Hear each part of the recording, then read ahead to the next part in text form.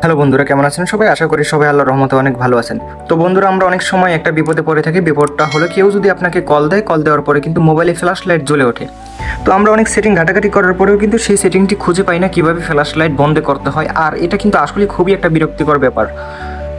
তো আজকের ভিডিওতে আমরা দেখব কেউ কল দিলে যদি ফ্ল্যাশ লাইট জ্বলে ওঠে সেটি কীভাবে বন্ধ করতে হয়।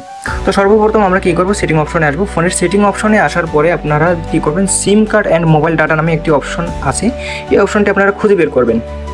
তো জাস্ট এই অপশনে আর ভিতরে আপনারা ক্লিক করবেন। ক্লিক করার পরে একটু স্ক্রল করে একটু নিচে আসবেন। নিচে আসার পরে কল সেটিং নামে একটা অপশন দেখতে পারবেন।